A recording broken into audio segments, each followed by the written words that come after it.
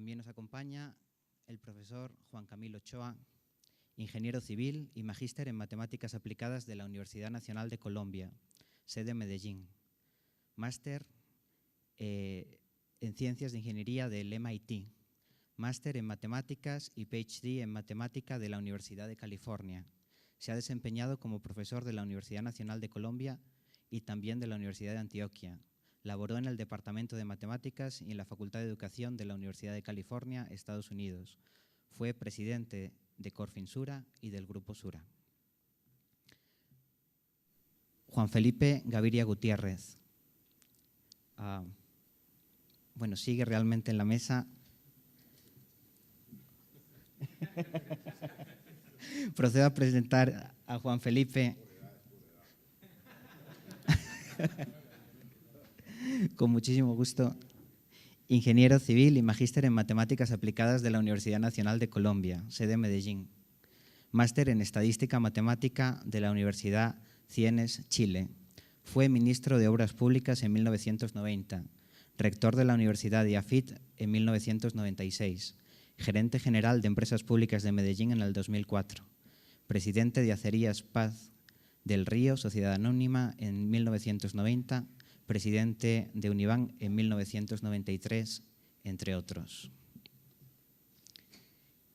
En el centro de la mesa, Juan Diego Vélez Caicedo, a quien le tenemos que agradecer la organización de este conversatorio, matemático de la Universidad Nacional de Colombia, PhD en Matemáticas de la Universidad de Michigan, profesor titular de la Escuela de Matemáticas de la Universidad Nacional de Colombia, coautor del libro Neuróbicos, Los caminos del razonamiento, y también del libro Topología diferencial en el lenguaje de Gibbs. Y al final de la mesa, el más joven, José Luis González, matemático y magíster en Matemáticas de la Universidad Nacional de Colombia, sede Medellín, PhD en Matemáticas de la Universidad de Michigan, con estancias postdoctorales en la Universidad de British Columbia y en la Universidad de Yale. Actualmente se desempeña como profesor asistente en la Universidad de California, Riverside. Entonces, les dejo para que disfruten de la conversación.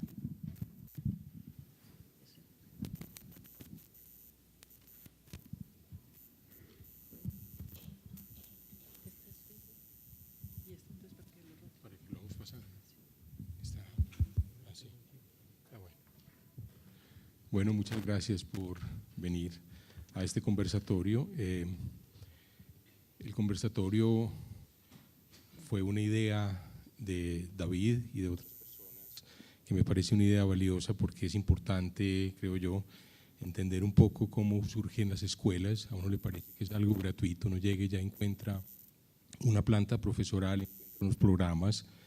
Y realmente, como en todas las universidades del mundo, hay una historia detrás. Todas las universidades, aún las universidades más famosas, arrancan con 2 o 3 personas que crean una escuela, ¿cierto? Las grandes universidades americanas como el MIT era un colegio, un college, antes de que llegaran muchos de los matemáticos que llegaron después de la Segunda Guerra Mundial. Lo mismo la escuela grande que se formó en Brasil, eran 2 o 3 matemáticos que llegaban. Las escuelas que se han formado en todas partes del mundo, y no es una excepción, fueron creadas por personas que lentamente fueron desarrollando y trayendo cultura y desarrollando una escuela, aportando conocimientos, formando estudiantes. Esos estudiantes muchas veces se iban al exterior, venían y formaban otros estudiantes, y yo creo que esa ha sido la dinámica en todo el mundo y es la dinámica en esta misma universidad, y aquí lo pueden ver en esta mesa, pues estamos distintas generaciones de ese proceso. Entonces yo creo que… ¿Aló? Sí, podemos empezar un poquito, yo creo, hablando de la prehistoria, antes de la historia del posgrado, la prehistoria del posgrado, la matemática más o menos a mitad del siglo XX, en los años 50, aquí yo creo que posiblemente… No le voy a decir el doctor Antonio, sino mi papá. Mi papá puede empezar la historia contándonos un poco cómo era la matemática en los años 50. Buenas tardes a todos. Yo soy realmente el fósil de aquí, porque voy a hablar desde 1950. Yo estaba terminando bachillerato, tenía que elegir la carrera, iba a hacer una carrera. Eran pocas las facultades que había, la Escuela de Minas era muy importante, muy famosa para estudiar ingeniería. Existía la ingeniería química en la Universidad de Antioquia, Derecho, y Bolivariana no tenía ingenierías, pero en 1951 abrió la carrera de ingeniería eléctrica. Entonces, para elegir,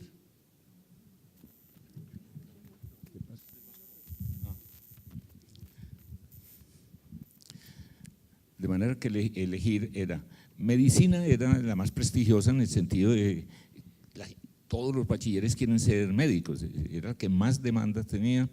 Luego seguía ingeniería civil de la Escuela de Minas, pero había un problema, es que se había creado la fama de que era imposible pasar -1, o sea, el primer año se llamaba -1, era un filtro, entraban muchos estudiantes y pasaban poquitos al segundo año. Entonces, yo me crié en el poblado, realmente en el Parque Lleras. Yo vivía en el Parque Lleras con una barra grande de amigos, entre los cuales había 3 que estudiaban en la Escuela de Minas y habían ya pasado -1, y otro que estaba en -1 y que lo que contaba era que él no iba a pasar. La idea que nos transmitían era que se necesitaba ser genio para… Un genio, era unos poquitos, un grupo muy selecto pasaban en la Escuela de Minas. Medicina tenía fama de, inclusive de difícil, pero además el ingreso era dificilísimo porque se presentaban 1, 1000, 2000 estudiantes y recibían 100. Así que era perder el tiempo, inscribirse en medicina. Ingeniería civil queda descartada porque necesitaba ser genio. Yo escogí ingeniería eléctrica sin tener ningún interés en la electricidad, pero decía, hay que hacer una carrera y trabajar. Así que me matriculé en la Bolivariana. Desde el poblado de esa barra de amigos, yo sabía quién eran los profesores de Minas. Me acuerdo que hablaban del Peludo Mejía, una cosa que daba cálculos y era dificilísimo, de Pachomira, de Grave, Luis de Grave, y el cura, que llaman el cura García. La geometría siempre ha sido una materia muy difícil. Entonces, esos eran, como bien dice, los héroes de nosotros, y los héroes que los magnificaban los mismos estudiantes de ingeniería. Lo que se enseñaba era de un nivel bajito, pues mirado desde hoy era muy bajito el nivel, pero eran muy exigentes. Uno puede hacer un curso elemental y hacerlo imposible de aprobar, todo depende de los exámenes. Yo creo que era muy rígido en los exámenes, eso es lo que uno desde afuera creía. Cuando yo más adelante terminé y me ofrecieron el profesorado en la Bolivariana de tiempo completo como profesor de matemáticas, ya esos genios de la Escuela de Minas no me parecían tan geniales. Bueno, de todas maneras, la mejor calidad de estudiante, eso sí es verdad. Pero la exigencia de los cursos no era la demanda. El libro que seguían, yo creo que aquí lo conocen, puede que le haya tocado a Juan Camilo, o te tocó, Thomas era Thomas. Este es Smith, Selkover y Justice. Ah, sí, y ahí sacaba los exámenes del PSU. Bueno, este es el libro que usamos en la Bolivariana, no se veía completamente, por ejemplo, series infinitas no se estudiaba, era un curso de cálculo anual.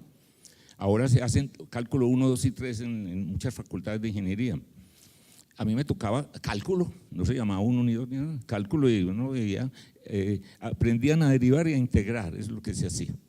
Calcular áreas, buscar problemas, resolver problemas de máximos y mínimos, ese era el curso de cálculo. No se estudiaban series infinitas, eso se consideraba que era un tema supremamente complejo.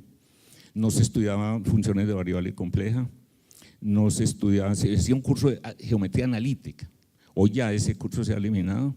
El curso de álgebra se usaba Palmer y Holland Knight. Holland Knight creo que era el que seguían en la Escuela de Minas. Sí. Era el moderno de esa época.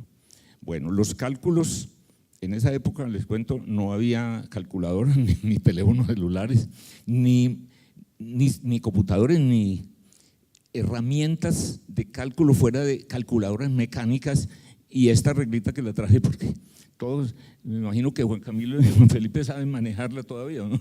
Sacábamos 3 cifras decimales. Pues exagerando 3 cifras decimales en los resultados, o 3 cifras significativas, después de mucho operar. Esos eran los elementos matemáticos de la época, papel y lápiz se usaba. Entonces, de ahí yo, como profesor, me puse a estudiar por mi cuenta, inclusive no había casi libros, un poquito de topología, de álgebra moderna, de teoría de grupos por lo menos, un poquito de lógica, pues los elementos básicos para uno arrancar una carrera de matemáticas, y con esos elementos me fui a trabajar a la Universidad del Valle, donde la Universidad del Valle en un año cambió totalmente la universidad, creó una ciudad universitaria, llevó profesores de Bogotá, y nos llevó a 3 profesores de Medellín, el doctor Gabriel Poveda, que muchos lo conocen aquí, Juan Antonio Viedma, un español, que introdujo unos libros de introducción a las matemáticas que eran realmente buenos, de buena calidad, que se hacían en España, y a mí, con eso arrancamos en la Universidad del Valle. Allá todos fuimos realmente a aprender y a estudiar, y con esos elementos volví a Medellín a trabajar en la Universidad de Antioquia. Cuando se creó Estudios Generales, se hizo la ciudad universitaria, se crearon los departamentos. Antes era un profesor de matemáticas, al lado estaba un profesor de química, ya se departamentalizó la universidad, se volvió una universidad más moderna, y ahí realmente arranca la historia, y yo creo que esa historia la pueden seguir Juan Camilo y Juan Felipe. Yo le paso la palabra a Juan Camilo. Juan Felipe, ¿quiere seguir usted? No, hágale, tranquilo. Bueno, realmente a nosotros nos tocó estudiar en la Facultad de Minas matemáticas del siglo XIX, y no es una exageración. Yo tengo en mi casa un libro que se llama Álgebra de Bauer, que fue escrito en 1880 y pico, y era uno de los libros que se usaban en la universidad. Nosotros nos tocó uno que se llamaba Holland Knight, como cuenta Antonio, pero era más o menos por el estilo. O sea que en la Facultad de Minas se estudiaba matemáticas del siglo XIX, pero había una característica, y era que los profesores eran muy exigentes y los estudiantes eran muy seleccionados, porque, como decía Antonio, había un temor de presentarse al examen de admisión en la Facultad de Minas, ¿no es verdad, Antonio? Que había temor de presentarse al examen de admisión en la Facultad de Minas porque era famoso, que rajaban a todo el mundo. Entonces, la selección de los estudiantes y la exigencia de los profesores exagerada frente a un currículum anticuado, de todas maneras, producía unos estudiantes que se defendían en todo lo que eran matemáticas elementales. Es decir, a uno no lo rajaban en una identidad trigonométrica o en la solución de una ecuación cúbica o en cualquier otra cosa elemental de matemáticas. Estudiábamos mucho, no nos dábamos cuenta que estábamos estudiando matemáticas del siglo XIX, esas eran las matemáticas de la época nuestra, profesores muy buenos para el conocimiento que había en el medio, y de ahí fue saliendo un grupo de estudiantes en la Facultad de Minas que estaban estudiando ingeniería, pero querían estudiar matemáticas, como decía Antonio ahora. O sea, el que le gustaban las matemáticas, un bachiller de Medellín, que le gustaban las matemáticas, trataba de entrar a la Facultad de Minas, porque tenía fama de que ahí las matemáticas eran serias. Entonces se fue formando un núcleo, poco a poco, de estudiantes con mucho interés en la matemática, a pesar de que la universidad estaba detrás. O sea, la universidad estaba atrasada frente a esos estudiantes realmente. La universidad no seguía el paso que seguían los anhelos de los estudiantes de la época. Eso fue creciendo poco a poco.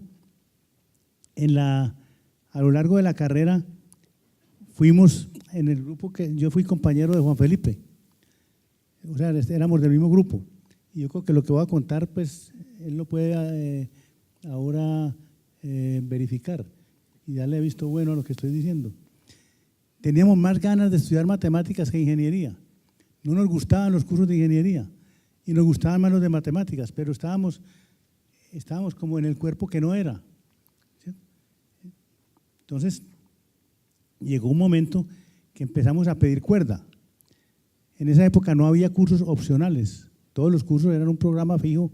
Usted va a salir ingeniero civil en la Facultad de Minas, entonces tiene que hacer estas 72 materias.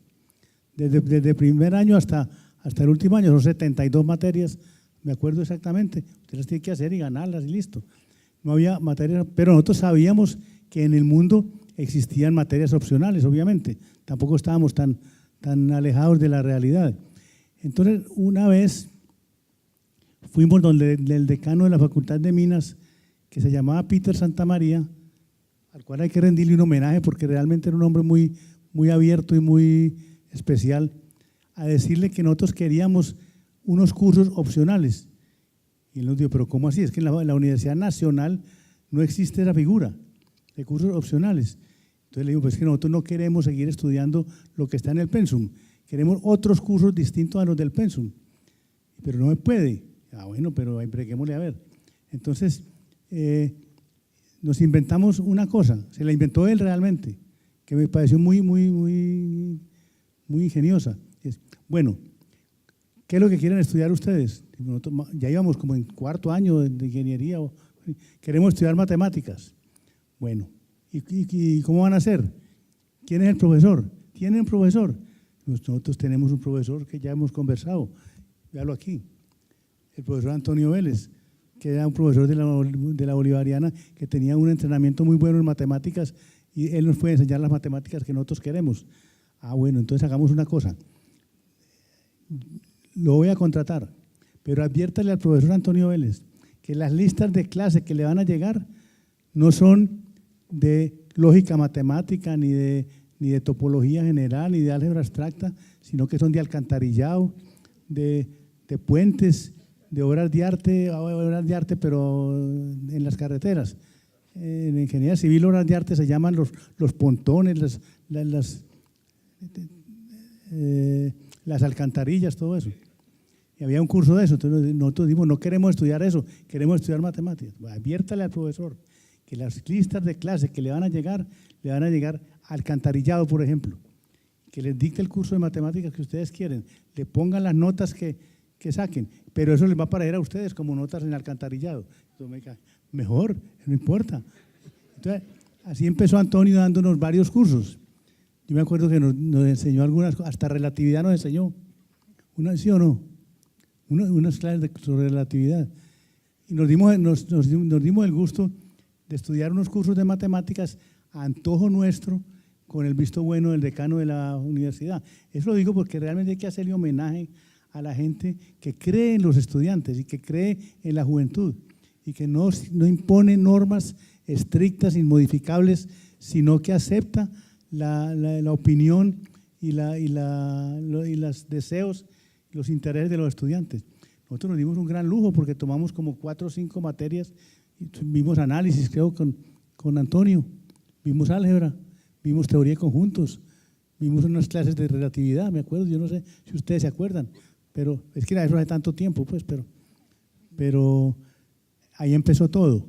Entonces éramos un grupo por ahí de yo diría unas 10 o 12 personas, dentro de un grupo de 31 ingenieros, 10 o 12 que estábamos ahí con el sexo equivocado. ¿Cierto?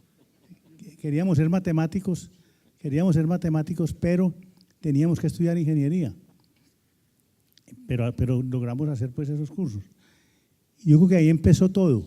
O sea, el primer profesor del posgrado fue el profesor Antonio Vélez, que lo tengo aquí a mi lado.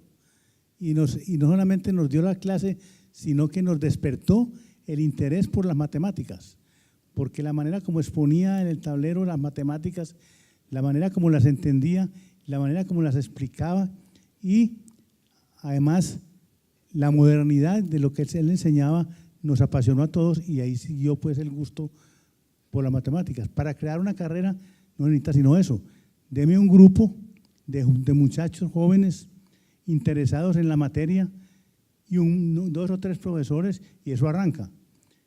Usted puede hacerlo, puede haber todos los consejos directivos y todos los consejos superiores que usted quiera, que decidan hacer una carrera.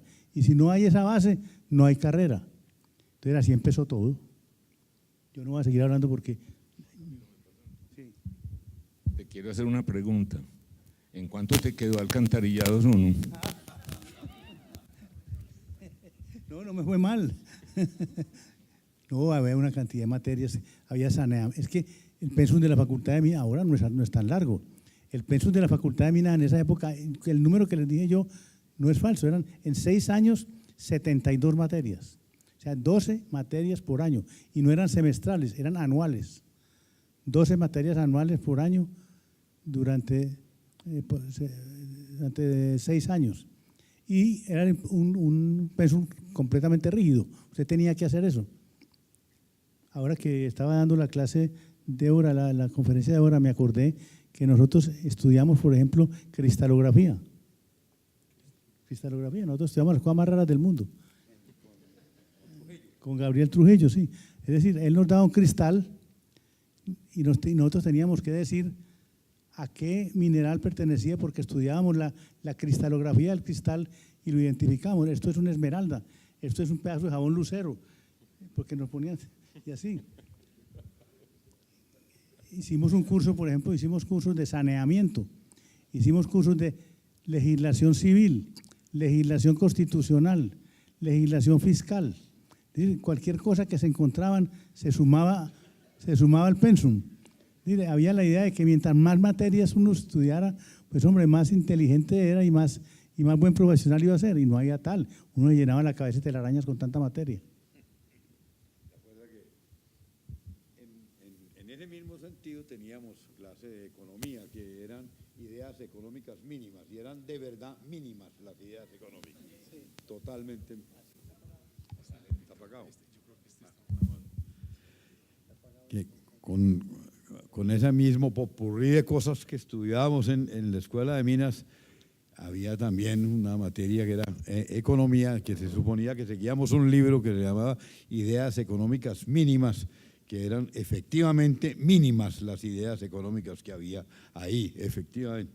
Pero de verdad que detrás de todo esto lo que resalta Juan Camilo y lo que decía Antonio es que hay que tener un enorme agradecimiento por las directivas del momento en la universidad, que entendieron que había necesidad no solamente de oír al núcleo de estudiantes, sino de abrir efectivamente la universidad, de que el currículo no podía ser una camisa de fuerza, que había posibilidades para que la gente diversificara y fuera capaz de incurrir en materias relacionadas con su profesión, porque era cierto, la Escuela de Minas se llenaba de mucha gente que lo que quería era encontrar unas disciplinas bastante más serias, las matemáticas. A quien le gustaban las matemáticas trataba de entrar a la Escuela de Minas. Yo casi entro a estudiar ingeniería eléctrica también, porque es que no había más opciones.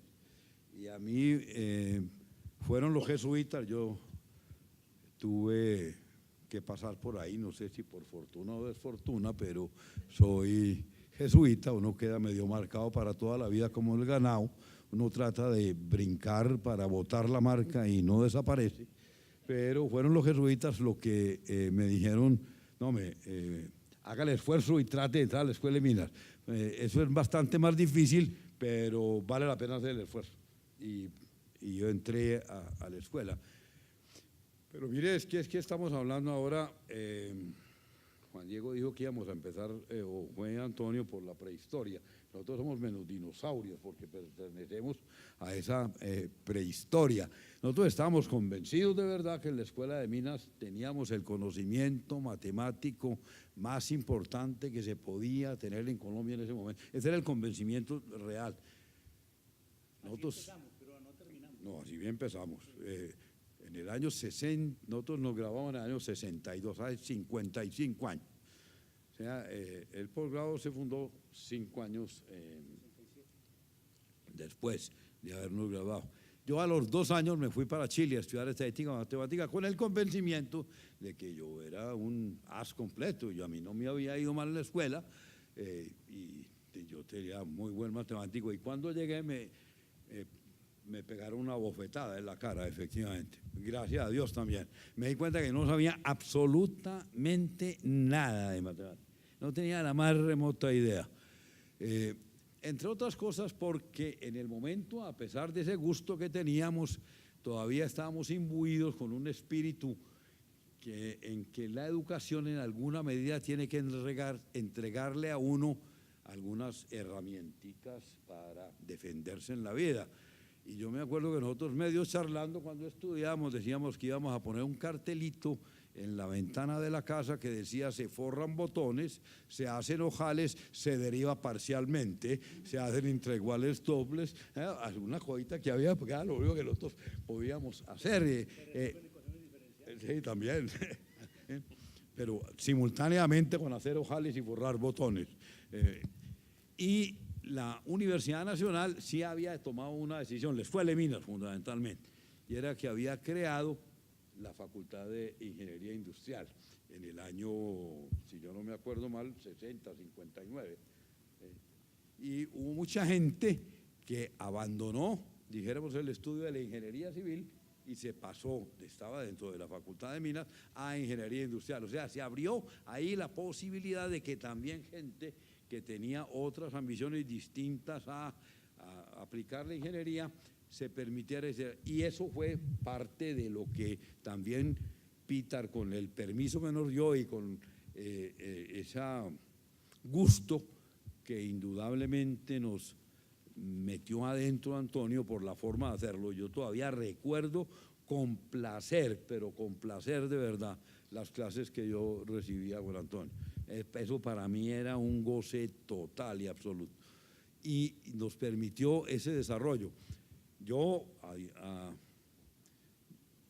distinto de Juan Camilo, que ese siguió por el camino, rápidamente pues abandoné también la disciplina de las matemáticas. Hice eso. Yo me acuerdo que cuando me dijeron que por qué me había ido a estudiar estadística matemática, era una cosa tan extraña, y no, yo tenía que irme a estudiar cualquier cosa. Se me ofreció una beca para estudiar estadística matemática, me gustaba, y yo me voy para allá. Y abandoné muy rápidamente, y terminamos ambos posteriormente, también cuando Juan Camilo más tardíamente, trabajamos en el Centro de Investigaciones Económicas haciendo economía. Hicimos también los primeros desarrollos míos. El primer estudio de coyuntura económica que se hizo en Colombia se hizo en la Universidad de Antioquia, en el Centro de Investigaciones Económicas. La Facultad de Economía de la Universidad de Antioquia tenía muchísimo más peso, dijéramos, en su opinión de lo que hoy puede tener la Facultad de Economía de la Universidad de los Andes, que es, dijéramos, la que domina desde el punto de vista académico el pensamiento económico en este país. Siempre pasamos por muchas cosas. Yo no me siento nada distinto a haber sido en alguna medida el pionero, el haber permitido que las cosas que ocurrieron para bien en la universidad ocurrieran, que para mí personalmente fue un gusto maravilloso haber incurrido por ahí, pero que si alguna cosa tenemos que decir es que permitimos por ese gusto que las cosas empezaran a nacer. Yo quiero hacer un comercial que no tiene mucho que ver con las matemáticas, pero que pinta cuál era la actitud de las directivas en esa época. En 1960 vino un grupo de sacerdotes españoles franquistas a Medellín a hacer una cosa que se llamaba la Gran Misión. La Gran Misión era una serie de sermones en todas partes y de rosarios a las 5 de la mañana en todos los barrios, una cantidad de operaciones pues, de tipo religioso impresionantes. Y entonces el decano de la Facultad de Arquitectura de la Bolivariana, que se llamaba Antonio Mesa Jaramillo, sacó un artículo en El Colombiano criticando esa misión, que realmente era una cosa bastante extraña, medio franquista, muy ajena pues a lo que es nuestra sociedad. Entonces sacó un artículo en la prensa criticándolo, y entonces lo echaron de la Bolivariana, a Antonio Mesa. El Monseñor Félix Henao, que era el rector de la Bolivariana, lo echó. Entonces, en ese momento, nosotros no teníamos, había una materia entre todas las que teníamos que hacer, que se llamaba Cultura General. ¿Cómo les parece? Cultura General se llamaba la materia, y no teníamos profesor. Entonces, apenas echaron a Mesa Jaramillo de la Bolivariana, nosotros fuimos donde el doctor Santamaría a decirle que ya teníamos profesor para la clase de Cultura General. Digo, ¿quién es? Le dijimos, el doctor Antonio Mesa Jaramillo, que lo acaban de echar de la Bolivariana. Digo, dígale que venga, que yo le hago el contrato. Y ahí mismo lo contrató. Entonces nosotros tuvimos el placer de recibir el curso de Cultura General con Antonio Mesa Jaramillo, que era un hombre realmente muy culto y muy especial. Pero esa actitud de unas directivas universitarias de oír a un estudiante, a un grupo de estudiantes, pensar que de pronto tienen la razón, pensar que lo que están proponiendo puede ser un avance en la parte académica de la universidad, es muy importante, y eso se da poco realmente, por lo menos en la vida universitaria mía, pues se dio muy pocas veces. Sí, yo creo que ese es uno de los puntos fundamentales. Yo creo que en todas las generaciones ha ocurrido ese mismo problema. Siempre es difícil, hay un movimiento de estudiantes que piden cursos más avanzados o que quieren tomar materias distintas, y hay una resistencia siempre por una inercia cultural que se va venciendo. Yo quisiera volver a tocar un tema sobre el nivel de las matemáticas en la época. Hojeando este libro de cálculo, el que llamaban El Fósil, yo veo que ese libro esencialmente es muy parecido a cualquiera de los libros que se siguen ahora. O sea, yo no veo mucha diferencia, excepto por el lenguaje tal vez que usa. Por ejemplo, tiene una sección dedicada a definir infinitesimales, pues, pero lo hace como una noción de límite, de una manera un poquito intuitiva, pero esencialmente, fuera de muchos ejercicios repetidos que tienen los libros modernos, es básicamente el mismo currículo, pues no ha cambiado mucho. Sí, porque en eso los textos son muy malos realmente. Ese libro, en la época en que yo estudié, era un libro donde nosotros buscábamos problemas complicados para prepararnos para los exámenes. Es que la pedagogía cambió mucho. El Peludo Mejía, que era nuestro profesor de cálculo, muy famoso él, y muy estricto, los estudiantes de la facultad iban coleccionando los problemas de los exámenes del Peludo, que eran muy complicados. Entonces uno, para prepararse a un examen, lo que hacía era ponerse a estudiar los exámenes del Peludo, porque eran todo cosas dificilísimas. O sea que realmente no estaba estudiando uno por aprender, sino para ver cómo pasaba un examen, que no es la manera, pues, de aprender. Uno estudiar para un examen es una cosa, que es una técnica cómo pasar exámenes, y otra cosa es aprender, muy distinta. Hay una cosa, de pronto, Juan Camilo, que valdría la pena dijéramos, dejar ya a un ladito, y es cuando veníamos para acá, estábamos conversando que pasó lo primero que pasó con Tonino, pero cuando aparece ya posteriormente las primeras clases del posgrado, nosotros tuvimos también un montón de gente que fue importantísima para nosotros, Federici, Takeuchi. ¿Usted se acuerda más de esa gente? Fueron los siguientes, fueron Carlo Federici, que murió hace poco realmente, debió morir desde 100 años o algo así, que nos despertó muchas inquietudes, pues, por la matemática. Carlo Federici, Yu Takeuchi, que muchos de aquí lo conocen, que nos dio análisis matemático por un libro que es el de Apóstol, creo que el análisis matemático de Apóstol, que es un buen libro todavía, era un buen libro, pues, en la época que estudié. Jairo Charris, que era un profesor de la Universidad Nacional de Bogotá, que tiene un libro de álgebra muy bueno. Jaime Lesmes, que nos dio el curso de topología, muy bueno, un curso, pues, moderno de topología, que siguió, creo que siguió el texto de Simon, si no recuerdo mal, que es un buen libro, o era un buen libro, pues, hace unos años, no sé si todavía. ¿Quién más? Un brasilero que se llama Nelo Alan, que nos daba clases de álgebra conmutativa. Esos profesores eran profesores de la Nacional de Bogotá y vinieron aquí invitados por la Facultad de Minas para que pasaran un semestre en Medellín. En ese semestre pudimos nosotros como grupo tomar 5 materias avanzadas de matemáticas que aquí era casi imposible tomarlos. Fuera de Antonio no había nadie más que fuera capaz de dictar esos cursos. De manera que esa fue una operación que no se ha vuelto a hacer, creo yo, en la Facultad de Minas, de aprovechar la pertenencia a la Universidad Nacional y traer profesores de Bogotá muy buenos por un periodo corto, por 3 meses, por 6 meses, para hacer un curso. Es mucho más fácil en la Universidad Nacional, por ejemplo, que en la Universidad de Antioquia, porque la Universidad Nacional tiene una sede en Bogotá muy importante, muy grande, con muy buenos profesores y con muy buenos programas. Eso también ayudó mucho. Yo diría que ese fue el germen del programa de posgrado en matemáticas de la Facultad de Minas.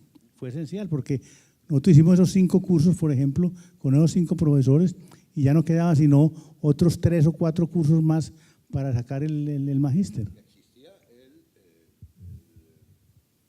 la maestría en matemáticas en Bogotá, en la Nacional, y eso eran profesores de ellos que venían efectivamente acá. Un profesor que tuvo mucha influencia en Bogotá fue el profesor Horvath, que era húngaro. Él vino alguna vez aquí, ustedes tuvieron oportunidad de tomar algún curso con él, con el profesor Horvath, que era un analista pues, de talla mundial, era un tipo muy importante. Era húngaro, ¿cierto? Bueno, pero no vino aquí nunca. A nosotros nos dio clase. Yo creo que a nadie más. Bueno, una pregunta que yo tengo bien. Era un profesor de bachillerato. ¿Ah, sí? Horvath era un profesor. Matemático bueno, pero era un profesor de bachillerato. En Bogotá sí. En Bogotá.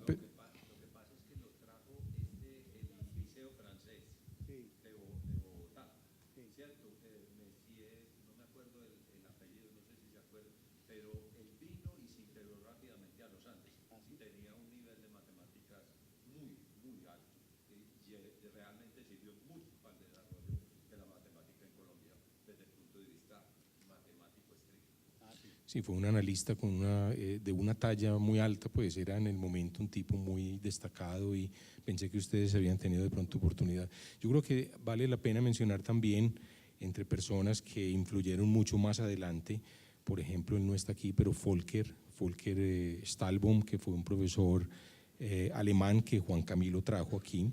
Volker formó muchos estudiantes, pero además trajo una cosa muy buena, era que aquí no había libros de matemáticas. Si uno iba a la biblioteca de matemáticas, a la biblioteca central, había unos libros viejos de cálculo en francés. Todos eran unos libros viejos que había en francés, unas lecciones por allá como el siglo XIX de análisis, y Volker empezó a traer los primeros libros del Springer. A mí me tocó, cuando era un estudiante, por ejemplo, uno quería conseguir libros del Springer, tenía que pedirle a Volker que hiciera unos trámites complicados para que trajera los libros, él realmente creó la biblioteca del posgrado, o Juan Camilo, que tenía en la casa más libros que la biblioteca de la Universidad Nacional, los tenía, me acuerdo, en unas bolsitas plásticas, ni siquiera los tenías en estantes, sino que cada libro era cuidado en una bolsita plástica. Entonces a uno le da mucha pena pedirle a Juan Camilo un libro porque había que sacarlo, y menos si lo iban a fotocopiar, porque eran como casi como hijos para… Y a mí me da mucha pena prestarlo también. Es que pues son cosas que uno toma ya por dadas, pero no había biblioteca. No había biblioteca y había que conseguir los libros. Entonces, por ejemplo, los primeros libros de análisis que se empezaron a seguir aquí eran libros que se conseguían con algunos profesores. Juan Diego, yo le digo, para pedir un libro de matemáticas había que hacer lo siguiente. Usted se da cuenta que existía un libro de matemáticas en el que usted estaba interesado en Medellín y que no estaba en la biblioteca. Usted tenía que mandar una carta a la editorial diciendo que le mandaran una factura pro forma. Esa carta se demoraba un mes en llegar pues a la editorial. La editorial le mandaba a uno la factura pro forma, otro mes. Entonces, con esa factura pro forma tenía que ir uno al banco para que le vendieran los dólares. Entonces el banco le vendía, porque estaba todo eso controlado. Entonces le vendían los dólares, ¿qué quería decir? Que el mismo banco mandaba una carta a la editorial para que le mandaran a uno el libro. Entonces vuelve otra vez para la editorial y vuelve otra vez el libro para acá.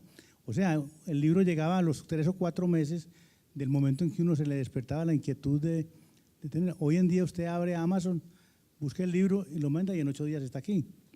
Cualquier libro. No, ni siquiera Amazon, Juan Camilo, hay bibliotecas piratas como LibGen y OkBook, donde uno consigue instantáneamente todos los libros prácticamente, es decir, uno puede cargar en el celular o en una tablet 500 libros de matemáticas, más de los que hay en las bibliotecas. Es la versión más moderna. Es la versión moderna, sí, Amazon ya es otro, sí. Yo tengo una pregunta, no sé si ustedes saben la respuesta. ¿Por qué el posgrado en Matemáticas Aplicadas empezó a funcionar en 1967, pero la carrera es posterior? La carrera es del 75. ¿Por qué razón? Me parece una cosa como muy extraña. Porque la inquietud del grupo de estudiantes eran estudiantes de ingeniería avanzados que querían tomar cursos de matemáticas. No era gente que quería hacer la carrera de matemáticas. Era gente que quería hacer cursos de matemáticas avanzados. Entonces, por esa razón, empezó primero el posgrado, que era un posgrado para ingenieros. Eso no era para matemáticos, era un posgrado para ingenieros. Inclusive, el título que daban era Magíster en Ingeniería con especialización en Matemática Aplicada. ¿Cierto? Que por eso fue. ¿Quiénes recuerdan ustedes como… ustedes fueron, pregunto, los primeros egresados de ese programa? ¿Quién más estaba en ese programa que ustedes recuerden? Sí. El cura García estudió con nosotros, ¿cierto? Pero no se graduó. Pero no se graduó. No. Ovea también. Ovea también, pero tampoco se graduó. No, por ejemplo, Pablo Tatay. Estudió con nosotros, que era un hombre muy inteligente, Antonio lo conoció. Pero Darío no. Darío también, Darío Valencia. Tatay era húngaro. Tatay era húngaro. Tatay era un hombre muy inteligente. Es un exiliado. Era, no, es, hombre. Es, por eso. Es un exiliado húngaro de la Segunda Guerra Mundial. La familia de él salió huyendo de Hungría, saltando alambrados y vinieron a dar aquí a Medellín con la ropa que tenían. Y él entró, él fue compañero mío en el colegio, entró al colegio de San José a primero bachillerato. No, a San José. Al primero bachillerato y al mes ya nos llevaba ventaja en todo. Un hombre muy inteligente. Desafortunadamente, y con un talento muy bueno para las matemáticas, desafortunadamente no le gustaban las matemáticas. Tenía ese pequeño inconveniente. Entonces nunca estudió matemáticas. Él se dedicó a otras cosas. Había otros que estudiaron en ese grupo, un profesor español que había aquí, ¿cómo se llama? Navarro. Roberto Navarro, que era profesor de Minas, también estudió eso. No, éramos un grupito por ahí de unos, muy poquitos, sí. Yo quisiera, Juan Camilo, que de pronto nos contaras un poquito también de la llegada de Volcker, que tú fuiste el artífice para el que trajo a Volcker aquí. Pero eso no, eso fue una cosa. Hombre, una vez llegó una carta de una cosa que se llama como emigrantes. ¿Cómo? No. Era una oficina de inmigración. Una oficina de inmigración que realmente era una oficina de emigración alemana, ofreciendo los servicios de un matemático con doctorado en matemáticas de la Universidad de ¿cómo se llama esa ciudad que tiene 3 nombres, hombre? Que tiene nombre en alemán, en francés y en español. Aachen, la Universidad de Aachen, Aquisgrán es en español, Aachen y no sé qué de Chapelle en francés. Él tenía un doctorado de esa universidad y se ofrecía para venir a Colombia, pero es una casualidad. Yo no sé por qué le metió a él que quería venir para Colombia, porque tenía un doctorado de una universidad muy seria, tenía muy buen nivel de matemáticas, como pudimos comprobar aquí cuando él vino, y él se vino y todavía creo que, ya no da clases, ya se jubiló, sí, bueno, así llegó, pero era muy escaso, conseguir un profesor visitante o conseguir un profesor extranjero era casi imposible, hoy en día es muy fácil. Bueno, yo creo que por cuestión de tiempo debemos movernos un poquito más adelante, entonces unas décadas más adelante y darle la palabra ya a la generación más joven, a José Luis, que fue uno de mis estudiantes del posgrado, que José nos cuente también un poquito de su experiencia aquí en el posgrado. Claro, con mucho gusto. Yo disfruté mucho la carrera y el posgrado aquí en la universidad, y después cuando yo fui a estudiar a Estados Unidos, yo no sabía qué esperar, porque yo no sabía con cómo comparar el nivel que teníamos. Entonces yo recuerdo que con varios de los compañeros al principio hablábamos, bueno, por ejemplo, me preguntaban, ¿has tomado alguna clase, digamos, en álgebra conmutativa, en geometría algebraica? Yo decía, así un poquito, lo normal, 4. ¿4? Y ellos habían tomado una o ninguna o algo así, y uno se da cuenta que el nivel aquí ya estaba muy bien. Por ejemplo, en topología y topología algebraica yo recuerdo que habíamos tomado varias clases, o sea, mi generación toda fue así. Yo recuerdo que tomamos clases muy bonitas, yo tomé clases muy bonitas, solo por mencionar algunas, con Diego Mejía, con la profesora Margarita. Yo recuerdo una clase hermosa de topología con Débora, que Camilo me pidió que por favor mencione una cosa muy especial que Débora hizo en una clase de topología, cuando Camilo una vez estaba jugando, creo que fútbol o frisbee, y se lesionó el pie y él no se podía mover, estaba como quebrado, y teníamos un examen y Débora dijo, no, el estudiante lo debe tomar, entonces vamos a la casa del estudiante y fuimos hasta allá todo el grupo y allá tomamos el examen. Eso fue muy amable de Débora y Camilo lo aprecia mucho. Yo después tomé muchas clases con Juan Diego. Yo, por ejemplo, decidí tomar topología algebraica 2 porque la había ofrecida apenas habiendo tomado cálculo. Yo ni siquiera había tomado topología, yo no sabía que era un espacio topológico, pero yo vi topología algebraica 2, eso se escucha muy bueno y me metí ahí. Y el primer minuto fue, Juan Diego llegó y dijo, bueno, el objetivo de este curso es que voy a construir un delta functor universal de la categoría de espacios topológicos, sus funciones continuas. Puedo decir una retahíla como de 5 minutos ahí que él dijo. Y yo era, ¿qué? Por Dios. Entonces después yo me di cuenta que los otros estudiantes estábamos en la misma condición. Entonces en la siguiente clase le pedimos a Juan Diego que repitiera la retahíla y nos habíamos puesto de acuerdo como entre 3 a tratar de copiar pedacitos de la retahíla para tratarla de copiar, y después no la aprendíamos de memoria, y para el examen final yo ya me sabía la retahíla y el examen final era oral. Entonces Juan Diego me dijo, bueno, ¿y cuál es la parte que más te gustó de la clase? Y yo, pues esa parte donde construiste el delta functor universal de la categoría y todo eso. No, yo siento que el programa de maestría que me tocó a mí fue muy bueno, clases muy avanzadas. Una de las cosas más especiales fueron los profesores y los compañeros.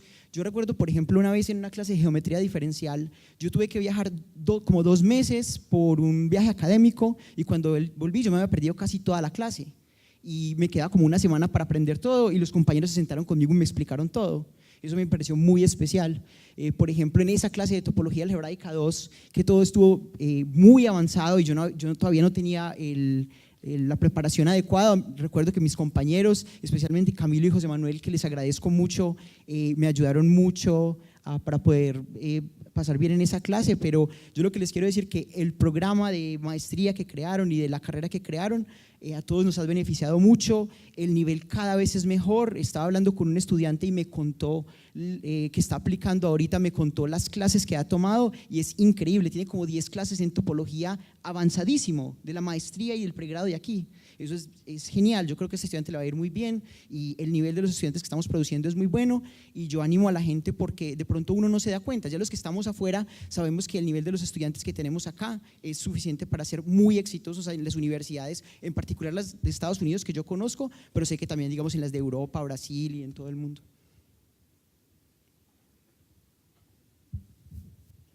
Bueno, yo creo que, bueno, José, muchas gracias por… bueno, yo, como decía Juan Camilo, yo creo que ese es un espíritu que hay que mantener.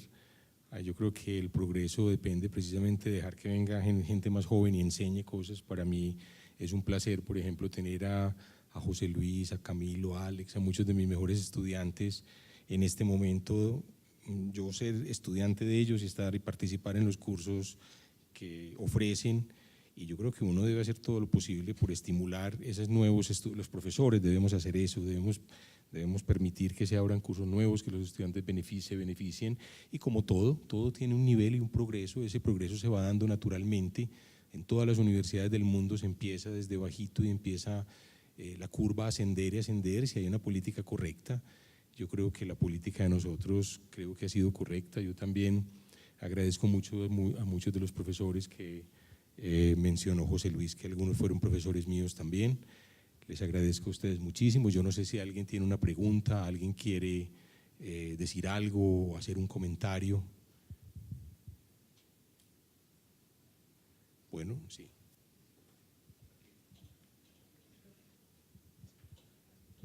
Yo quisiera como mencionar unas cositas relacionadas un poco con lo que Juan Diego mencionaba y un poco la insistencia sobre el papel de Volcker, ¿cierto? Yo creo que el primer seminario de investigación serio que tuvo nuestra universidad en matemáticas se debía a él. O sea, él llegó con muy buenos conocimientos, como decía Juan Camilo, y tuvo la generosidad de compartir con nosotros muchísimos años, tratando de enseñarnos matemática avanzada de muy buen nivel. Nosotros teníamos muchos formación de ingenieros, entonces aprendimos bastante de él. Y el primer artículo que yo diría de investigación, nacido y producido aquí, en la sede, es un artículo que sale de ese trabajo de Volcker y viene a finales de los años 80. O sea, un problema que no venía de la tesis doctoral de ninguno por allá afuera, ni cosas de esas, sino un problema que lo habíamos, pues que se había empezado a trabajar, digámoslo, a nivel nuestro. Y el mérito y toda la, digamos, la fuerza es de ese trabajo del profesor Volcker que yo quiero pues destacar aquí. ¿Alguna respuesta? ¿Alguna otra intervención?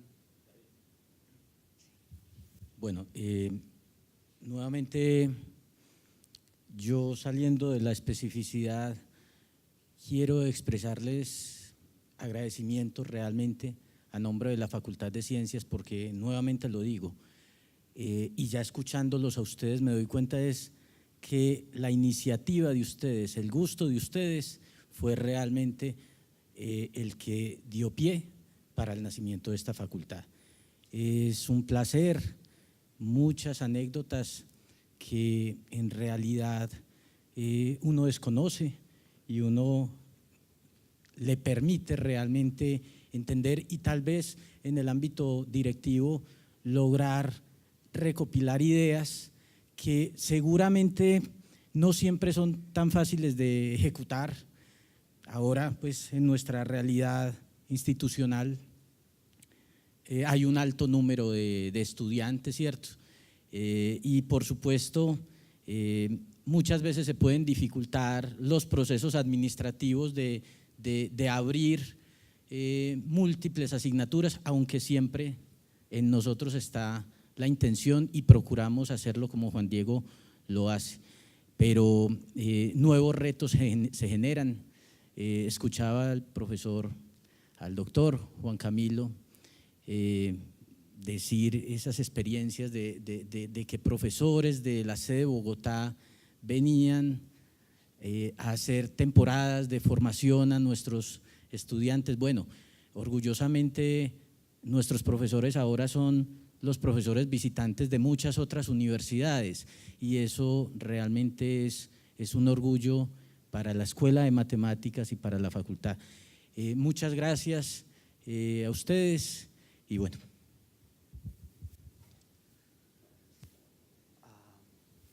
Bueno, yo creo que es el momento de agradecer a la mesa cálidamente su participación y compartir, o no sé si hay alguna última intervención, sino un fuerte aplauso para los miembros de la mesa.